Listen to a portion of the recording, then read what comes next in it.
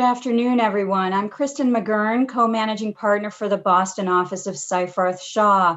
On behalf of Seyfarth Shaw, welcome to day one of the Women's Network Annual Pinnacle Awards.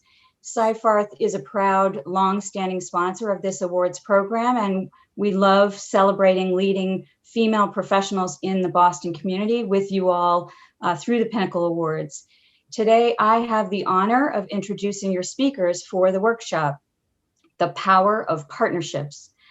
Partnerships, as we know, come in many forms, from business growth ventures to day-to-day partners in success, making day-to-day decisions to support one another in the workplace. By partnering, we have greater strength in representation and creativity. We're excited today to talk about partnerships with you. First, we are joined with Susan Esper, a partner at Deloitte and the former chair of the Chamber's Women Network Advisory Board. Welcome, Susan.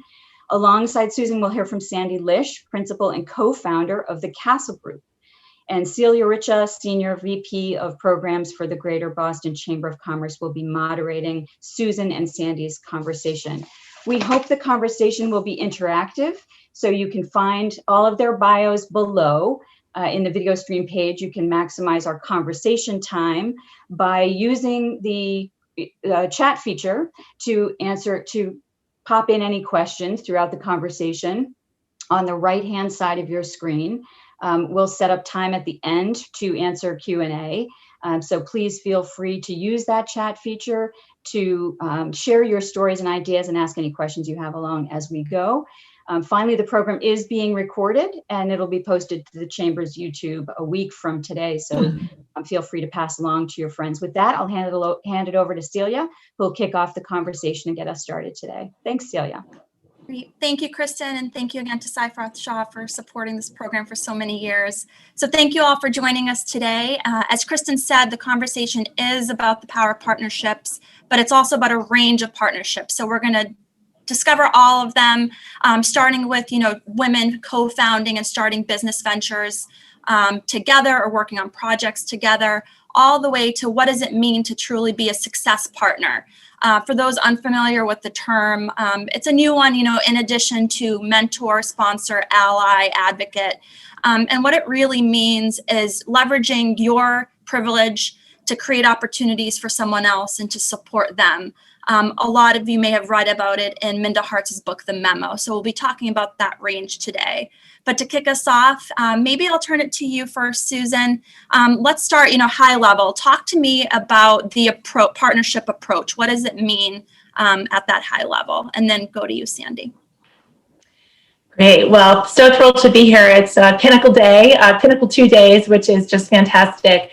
This is such a tremendous topic, and as Celia noted, so many ways to think about what this means. So at the macro level, we think about partnership, like any relationship to some extent, in terms of your commitment to a relationship, your commitment to someone who together, as you bring different competencies, skills, perspectives together, that much together better together than individually. At Deloitte, we have a notion called sense of partnership, and what our partners refer to that is the bonds of shared values, of mutual trust, respect, accountability, all of those really critical, intangible aspects of how we work together, how we share values together. And you don't have to be a partner and owner to embrace this mentality.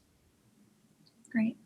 So I'll jump in too. Yeah, when we talked about this in preparation, I knew Celia was going to ask us, how do we define partnership? And I was trying to think of how I do this succinctly. And I actually went back to our Castle Group why statement, because even though it does not have the word partnership in it, it embodies what partnership is to me and to us at our company, and what I think we're here to talk about today. So I'm just going to read it. So I'm looking down at my notes. I should have it memorized, but we're in COVID times, so nothing is memorized. Yeah. To nurture deep relationships to achieve professional and personal success for our clients, colleagues, company, and community.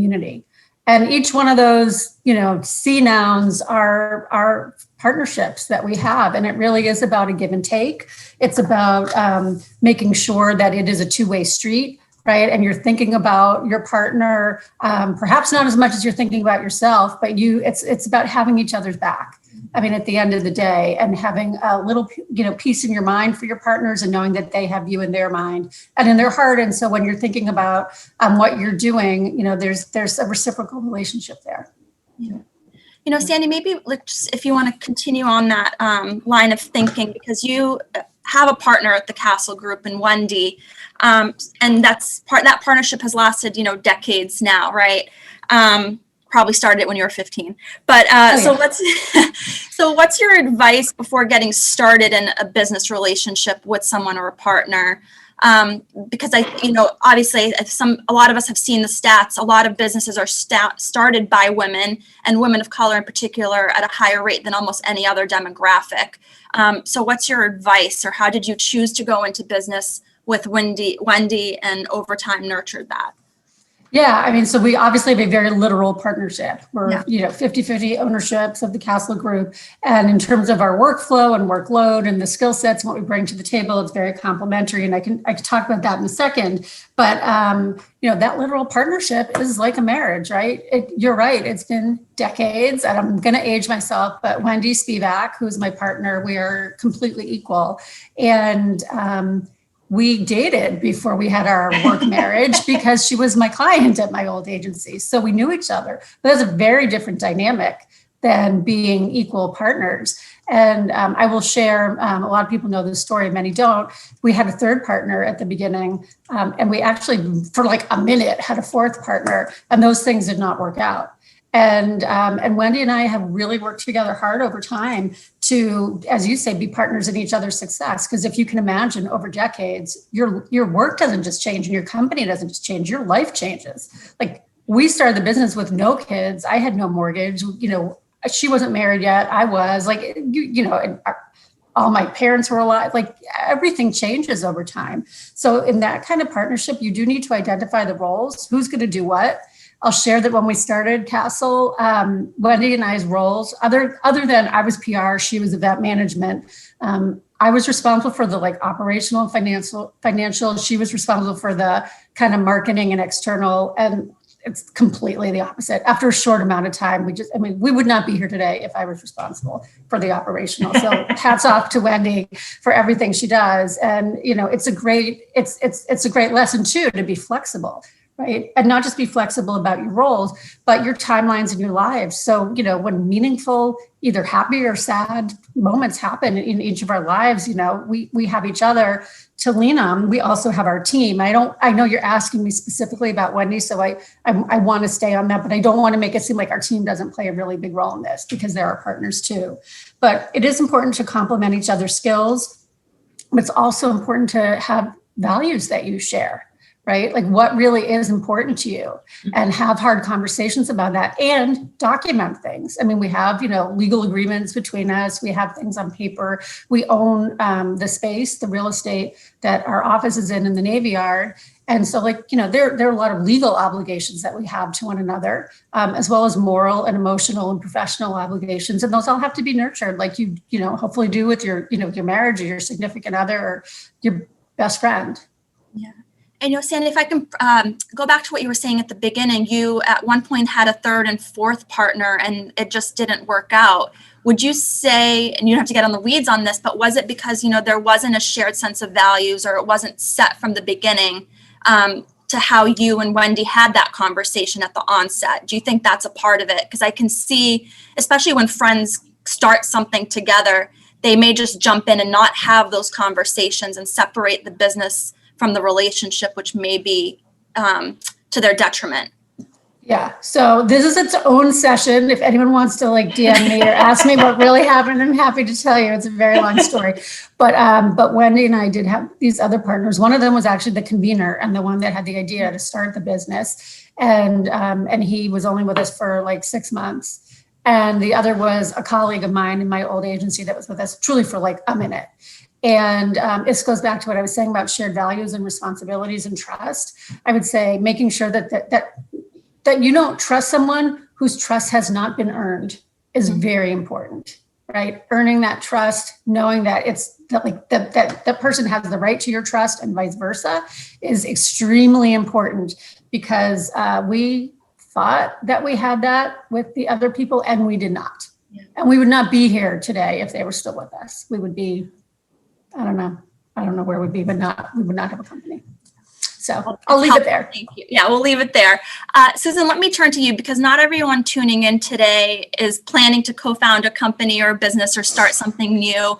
But a lot of people joining on the call have clients and client relationships. So how do you use this approach or the approach of partnerships when you have clients, or how do you leverage it?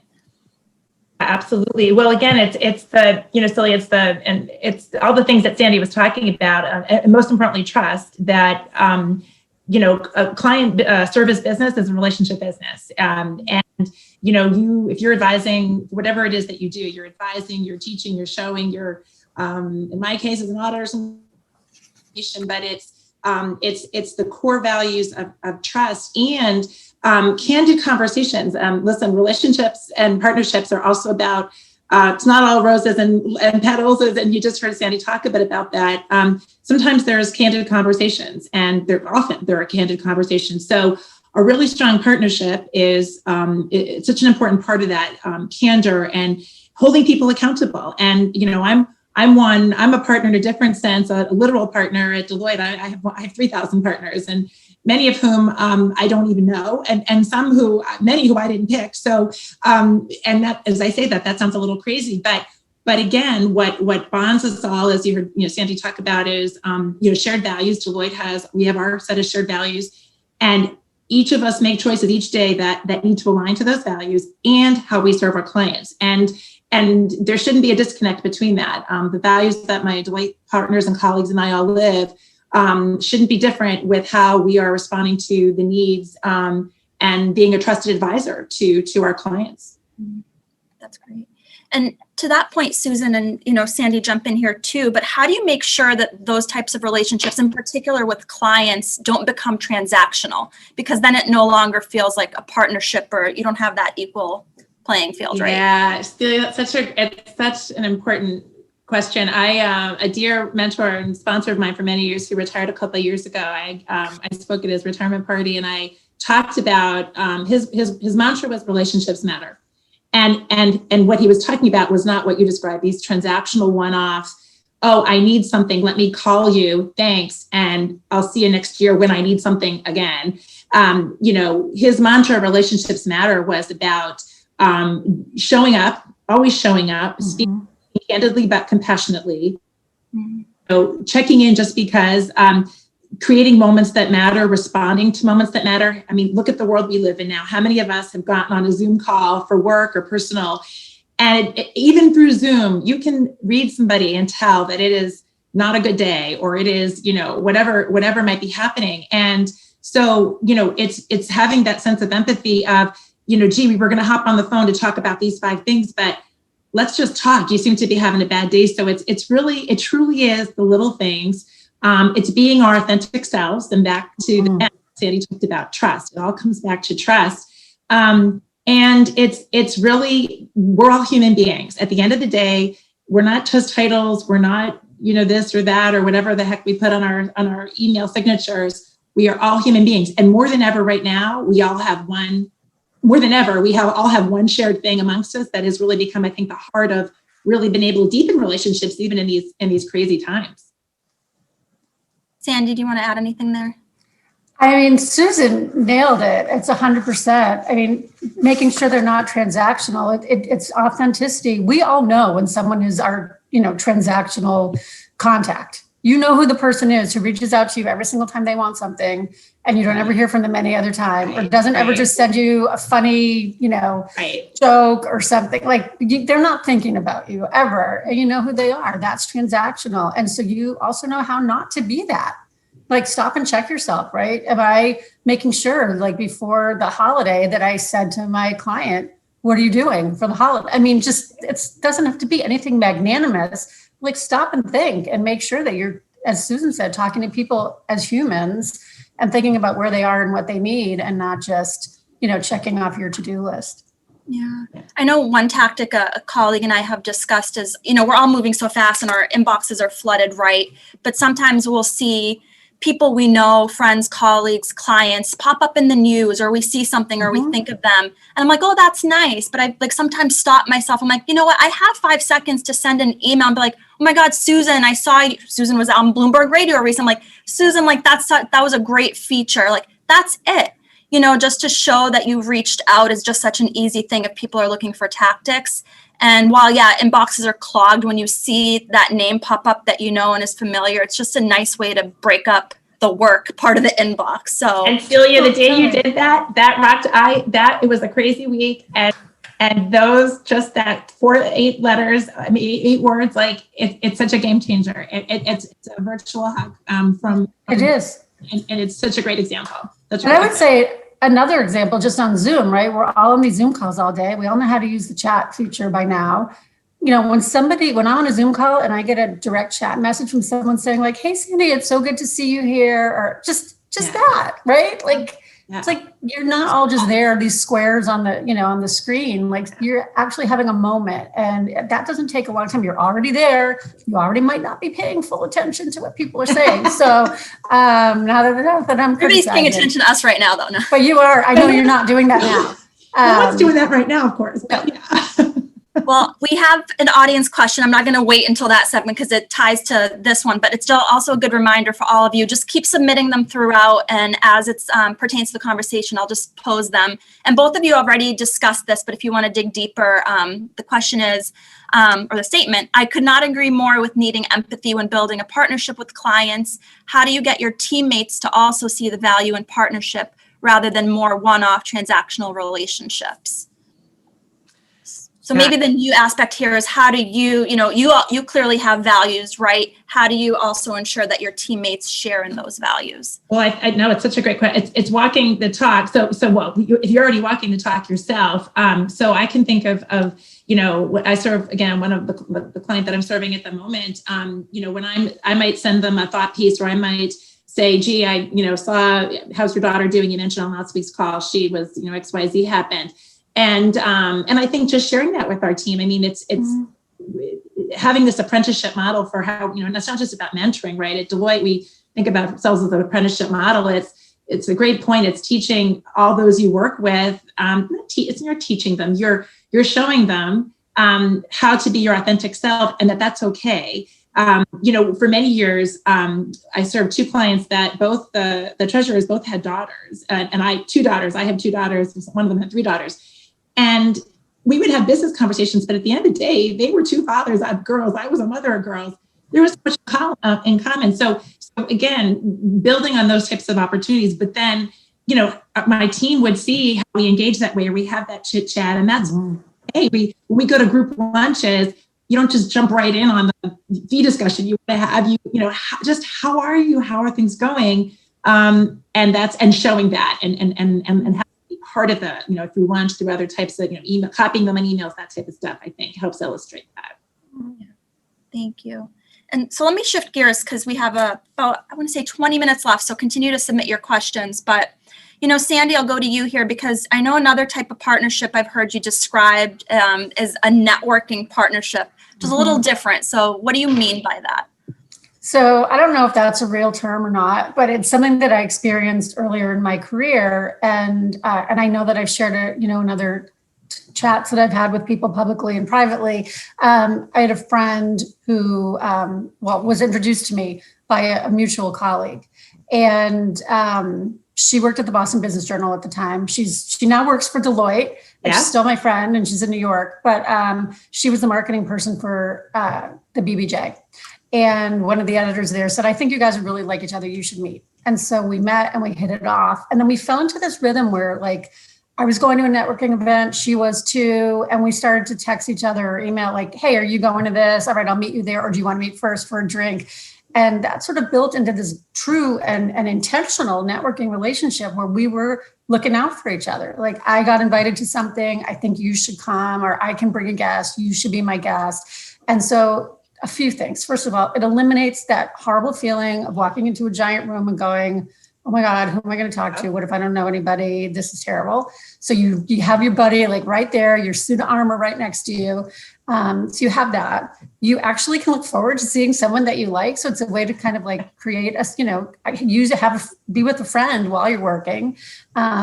And then while we were there, like we were able to introduce each other to people in our networks that were good for us professionally. So first of all, everybody always wanted to talk to her because she had a BBJ name tag, even though she was not a reporter. People didn't realize that. So that was kind of good for me as a PR person to be, talking to people that wanted to get into the media. But it wasn't about that at all. It was just about having somebody to go with, having someone to look forward to seeing, making it easier for each other and looking out for each other. And I recommend that to my team members. When you go to something, bring a buddy. It doesn't have to be someone you work with. It also doesn't have to be someone who does what you do. It doesn't have to be the same gender, the same race, the same age. It doesn't have to be another you. And in fact, that's another way to be intentional, is bring someone with you and partner with someone who isn't you. And expand your networks as well, whether it's by race or industry or gender, or, you pick it. Yeah, great. And Susan, building on this, you've talked, starting at Deloitte right out of college, and you had peers, some other young women who started up with you and over the years have, gone up through the ranks and establishing relationships with them. Can you talk a little bit about the importance of that and networking with your peers? Because I think sometimes people go in and like, oh, I need to make a beeline for the CEO and network with the CEO. And that's one approach, but if you want to talk about the other. Yeah, no, it's so important, and it's something you learn by doing, in my case. And so when I started with the firm, I had the incredible gift of a few men who were ahead of their time in mentoring and sponsoring. And so that they were, again, walk the talk with how, not to show me their networks, but again, how they mentored, and it showed me all the power of this, of what you were just describing. And when I made partner in 2003, I was only one of a handful of women in our Boston office, in our audit practice. Flip ahead a number of years, there's 8 of us now. And one by one is each one of those women, all of whom I had worked with. Many of them were my interns. Now they're my partners all these years later.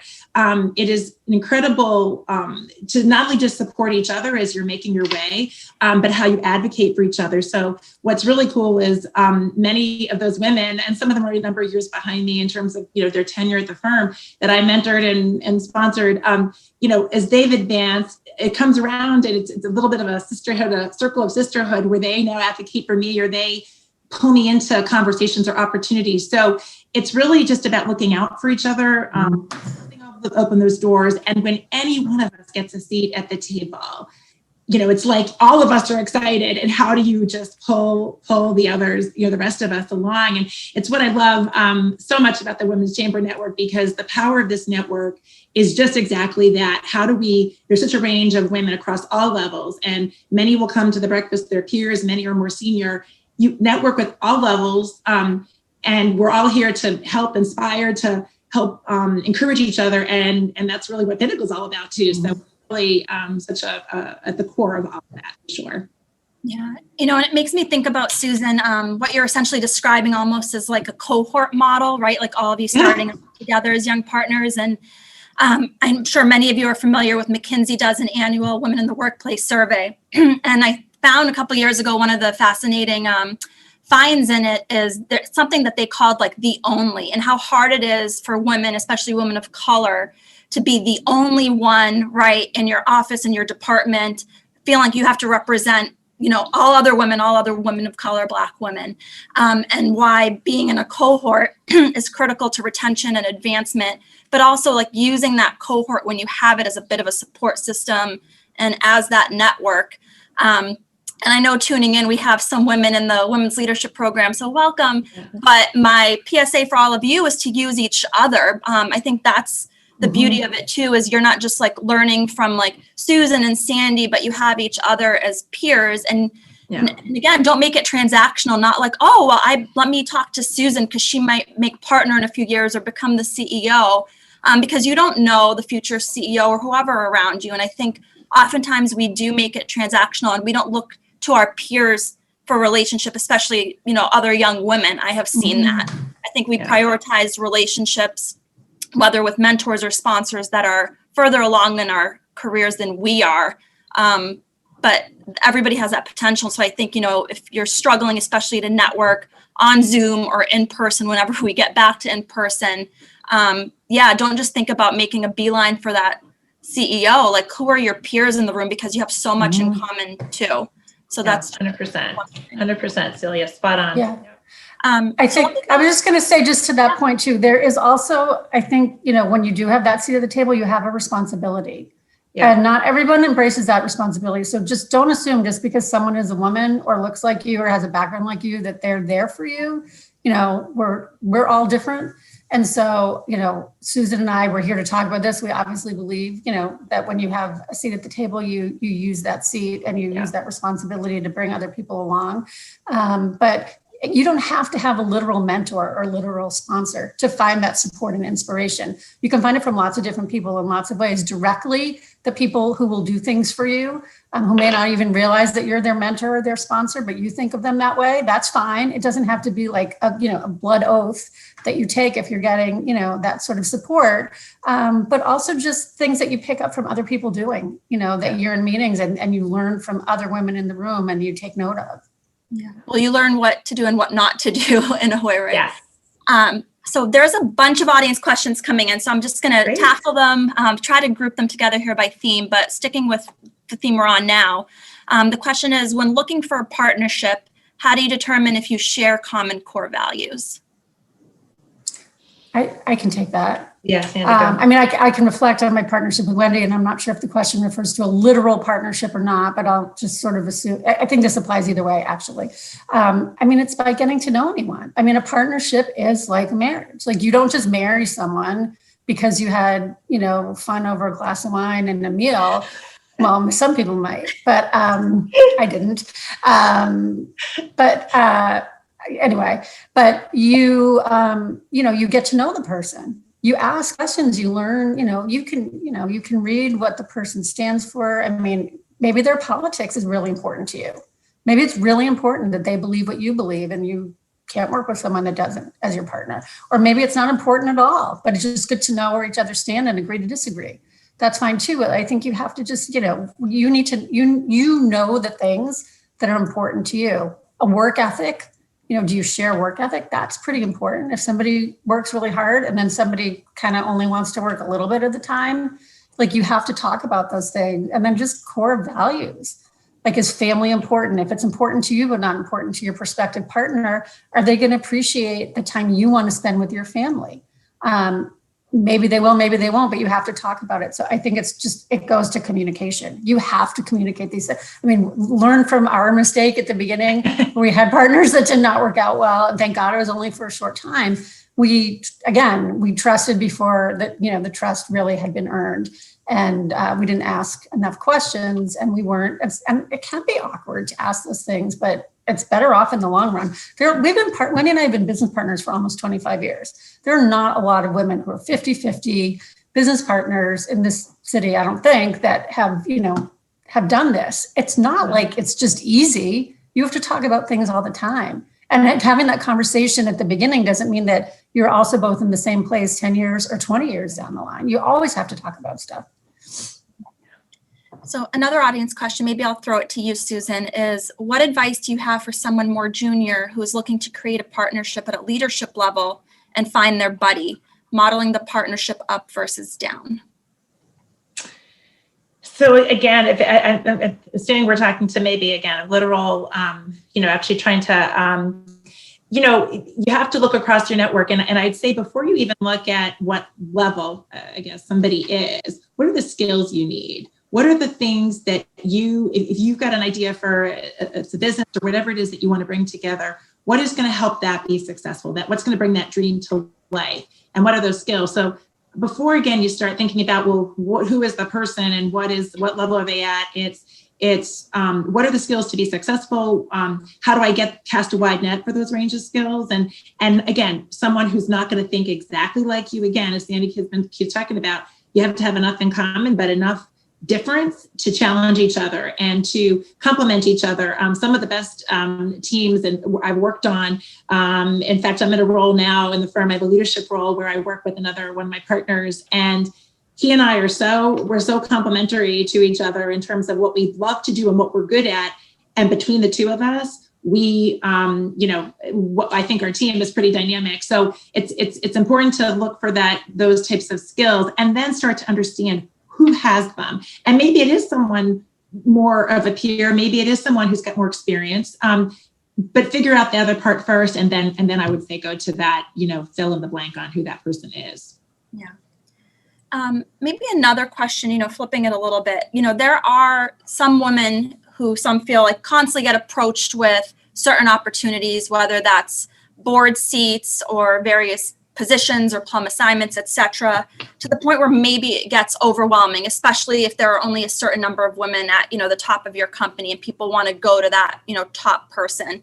What advice do you have for those women to sort of leverage those opportunities and in a way, not hand them off to someone else, but let's say like Susan or Sandy, like you're like, what, I can't sit on another nonprofit board, but I know so-and-so at my company would love this opportunity.